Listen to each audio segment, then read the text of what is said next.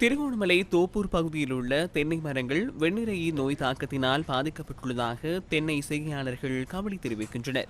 இதனால் குறித்த பகுதியில் உள்ள தென்னை செய்கையின் உற்பத்தி திறன் குறைவடைந்துள்ளதாக செய்கையாளர்கள் சுட்டிக்காட்டுகின்றனர். தென்னை மரங்களை வெண்ணிறையி தாக்கியமையினால் தென்னை செய்கை பாதிக்கப்பட்டுள்ளதுடன் தேங்காய்களின் விலை அதிகரிக்கப்பட்டுள்ளதாகவும் செய்கையாளர்கள் அங்கலாய்க்கின்றனர். குறித்த பகுதியில் வெண்ணிறையி தாக்கத்தை கட்டுப்படுத்துவதற்கு தவறினால் தேங்காயை வெளிநாடுகளில் இருந்து இறக்குமதி செய்ய வேண்டிய நிலை ஏற்படும் என தோப்பூர் பிரதேச தென்னை செய்கையாளர்கள் தெரிவிக்கின்றனர். தெங்கு பயிற்சியை மிக மோசமாக பாதிக்கப்பட்டிருக்கிறது.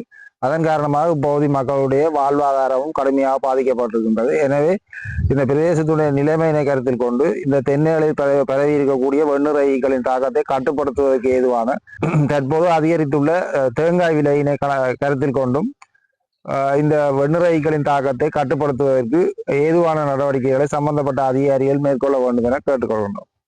அந்த தென்னை மரத்துக்கு நிறைய பச்சையல் மருந்துகள் செய்து பார்த்தேன், எதுக்கும் பிடிக்கல. ஆனால் இப்போ குறும்பையும் கொட்டு போடுறது தென்னை மரத்துக்கு தலைமுறைக்கு காய் இல்லை.